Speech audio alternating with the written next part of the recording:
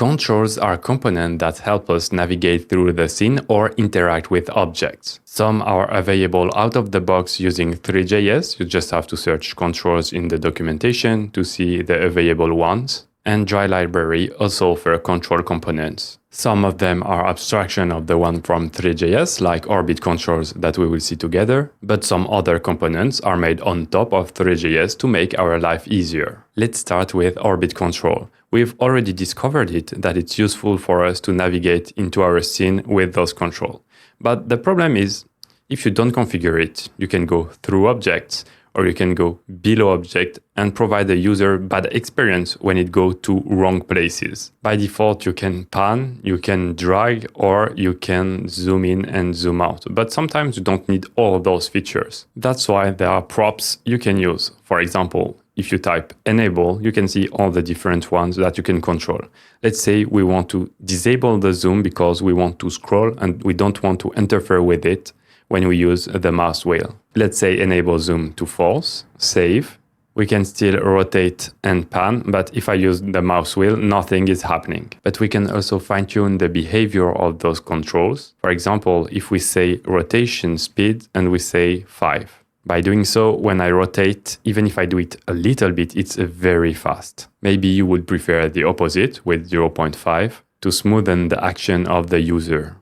Let's remove all those props and try to make it the perfect experience to rotate around the lighthouse. First, we want to disable panning. We want always the user to be at that exact position and to be able to move and zoom around. So let's set enable pan to false. Now it's disabled. Now we will want to prevent the user to go too above, but it's already limited by default, or to go below and see below the surface, which is weird. To do so, we can change the minimum polar angle and the maximum polar angle.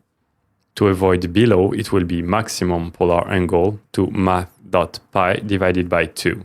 Now, if I try to rotate, I'm still locked on the top and I can go below that threshold. Let's say we don't want to let the user go behind. We can also limit it. To lock that property, we can use the min azimuth angle. We say math.pi divided by 2, and it will be -1.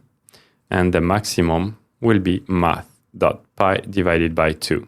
Now I can't go over 90 degrees on the right and below 90 degrees on the left. For the angle value, remember the rotation section in the transform lesson. Then finally, let's restrict our user to go inside the lighthouse and to go very far from it and to be barely able to see it. We do this using the minimum distance, let's set it to 3, and maximum distance to 10. Now I can zoom over that.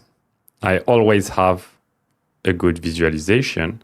And if I unzoom to the maximum, I also have every time a good view of the lighthouse. The difference between raw orbit controls without settings and by defining all of those limits will impact a lot the experience your user will face. By doing this, it enhances the overall quality of your projects. As always, if you find it difficult to find the good values, you can use Leva. Let's jump to the second set of control of this lesson, the presentation controls. If we look at it in the example provided by Dry Library, you can see that instead of moving our camera around, which is what Orbit Control is doing, we are instead moving the mesh. And we have that nice bouncy effect when we release it. Let's take the example code from the library. We can remove our Orbit controls and add it. You can see it is wrapping our mesh. Our mesh in our case is the lighthouse. We will see later how to use 3D models. And because we just copy-paste the presentation controls, hit Control Space and import it. But this code provides an error because events is not defined. This is because in the example they provide a DOM element, but we won't use it for this lesson, so we can disable it. Now, if we try to drag around, it doesn't work, but if we go on the mesh, we can move our lighthouse directly. And it's the lighthouse that is moving and not our camera. If you want to enable the snapback position of the object when we release, we can set snap to true. Let's try again. And when we drag and release, we have the nice snapback. Of course, play with the props to find the perfect combination for the best experience. It would suit perfectly a product page for an online shop. Time to see the last type of control for this lesson, the pivot controls. It is meant to help us move the position, scale, and rotate items. Let's try to enable it over our lighthouse. We remove the presentation controls, and instead we use pivot controls. We wrap our mesh inside. Out of the box, we have the gizmos to help us rotate and move our object around. But as you can see, there is some parts of the gizmo that are hidden inside the lighthouse. To prevent this behavior, we can disable the depth test that is in charge of telling if the object is behind or in front of another. We can save. And now our pivot controls always appear in front of everything. So now we can rotate, see properly on all axes. Let's say we want to use those controls to find the perfect default position of the lighthouse. So currently we don't know what is the new position, so we can't use it to set it into our project. To do so, let's create a generic component we will be able to use on any object, like the pivot controls, but an enhanced version. So let's remove it for now. Go to your project inside components and add a new one. Let's name it movableitem.jsx. Let's create our component, export const movableitem. It will take the children and other properties, but we don't need other properties. Okay, what we will do is to return the content of our movable item. What it will be is a pivot controls. Inside we'll nest a group with the children inside. So the component we will wrap our movable item into will fit this group here. We will disable the depth test on the pivot control like we did before. And we will add another props on drag end. So when we finish dragging our item, we will create a method display item new position. Now let's create that function const display item new position. This will be a function without parameter. And let's code the logic inside. To detect the new position of the group, we will need a reference about the group. So const ref is equal to useRef.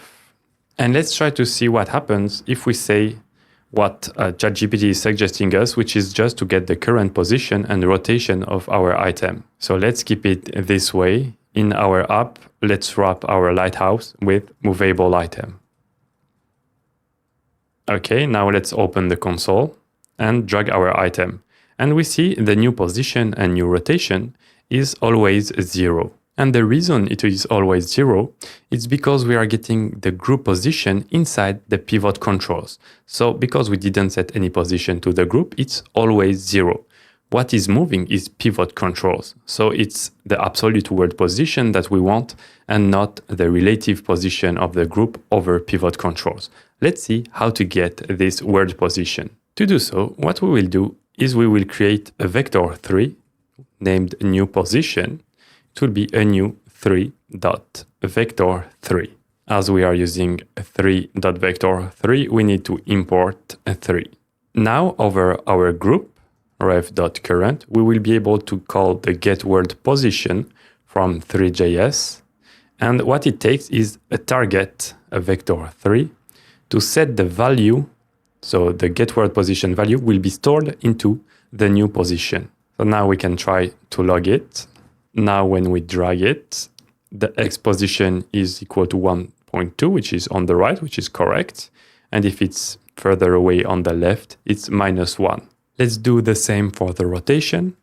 It will be new rotation. Instead of a vector 3, it will be an Euler angle. So new 3.Euler. Then the logic is exactly the same. Instead of getWordPosition, we call getWordRotation, and the result of this function will be stored into new rotation. So we can call console log our new rotation. Let's try it. And we have an error because it's not getWordRotation, but instead it is getWordQuaternion. Let's try again. And now it works perfectly. We have the value of our angle. GetWordPosition and GetWordQuaternion are properties from Object3D, which is the higher level of 3D object in Three.js. So if you are looking for conversion of relative or absolute position, it can be the good way to look at in Object 3D documentation. So far, we have been using the pivot control with the default parameters, but there are a lot of options and you can find what they are and what they do in the documentation from Dry Library.